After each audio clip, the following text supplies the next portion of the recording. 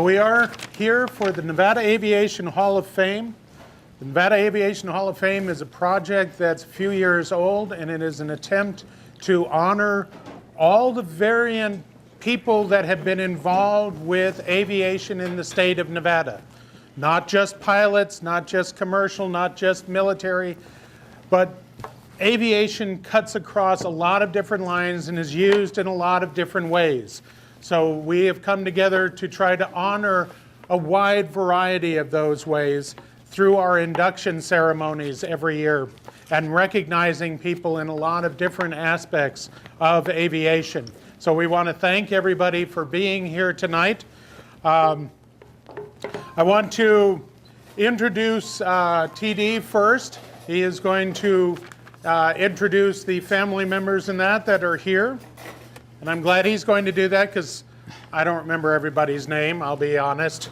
So I'm going to turn this over to you now, and then you can give it back to me when you're ready. What makes you think that I remember all the names? I have such faith in you.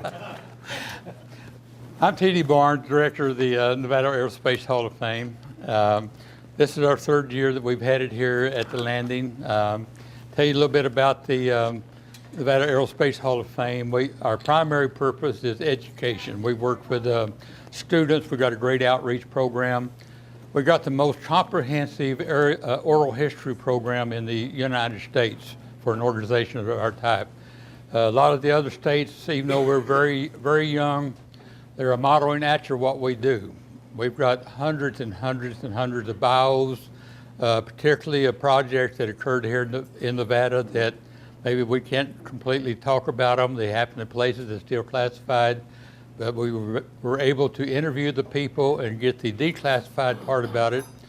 We set the Hall of Fame up where we could do this. We could honor someone that flew technology demonstrators out at Area 51, for example.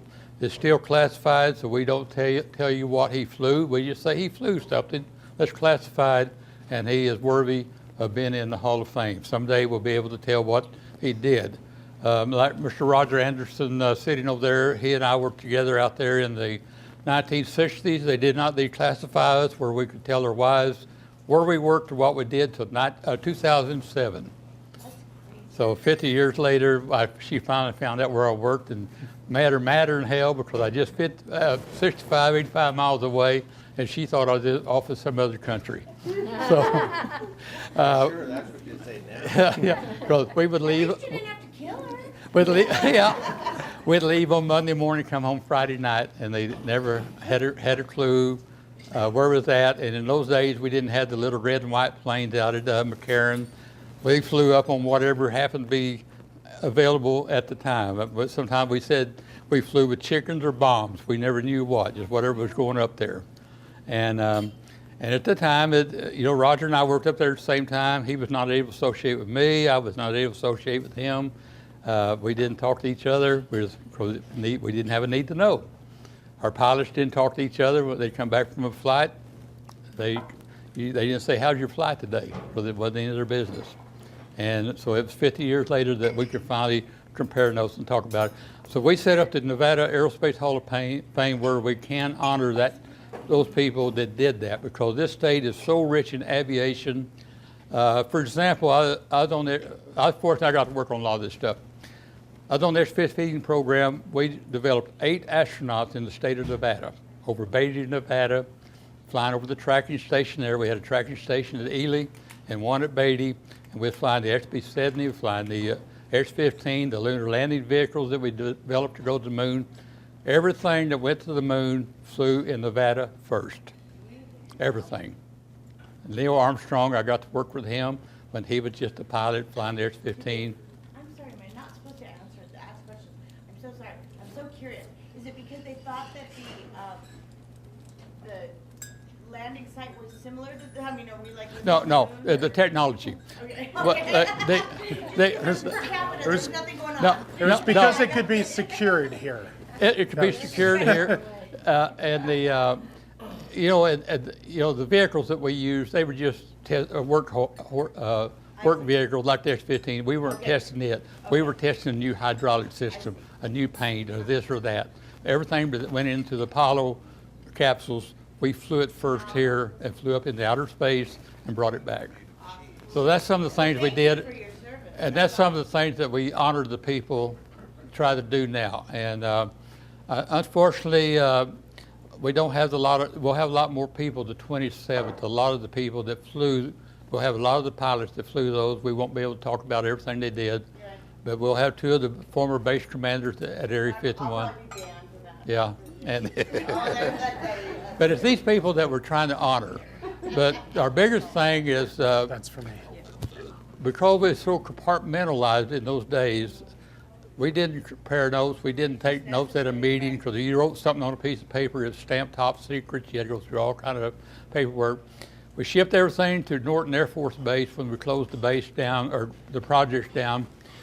Over a number of years, someone destroyed everything. When the CIA started declassifying everything in 2007, they realized they didn't know what we did. They had no documents, no photos, nothing. And so that's where we came in. They approached me. I started, Roger to help me. We created a website. We got an organization that we all meet. And we started doing oral history programs and getting these stories out before they're grown. Like one of the commanders, he's 88 years old now. He's in the early stages of dementia. We was able to get him, National Geographic did a documentary on us a couple years ago, and we were able to get him interviewed for that before he got too bad. So, but he got his story out because the legacy of that guy is amazing.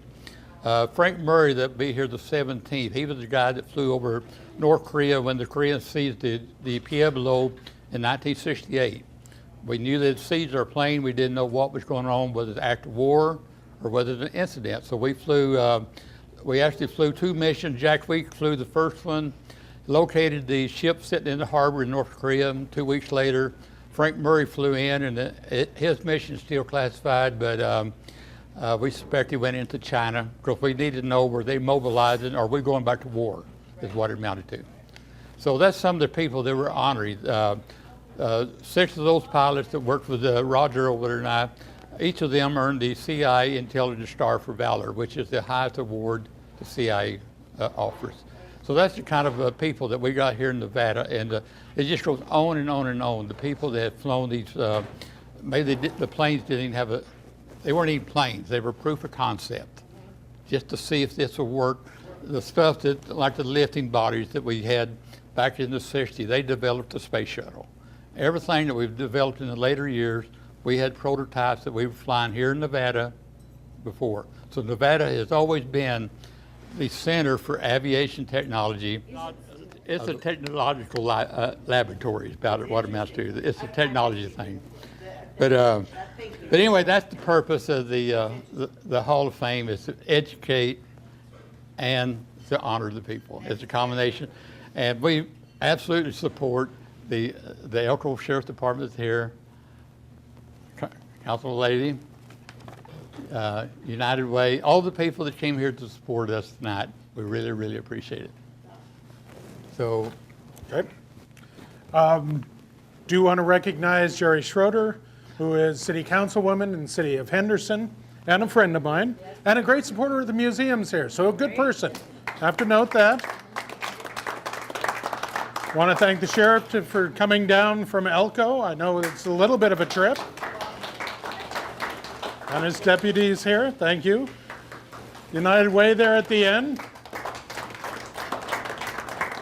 And of course, the great showing from the Harris family here. Thank you.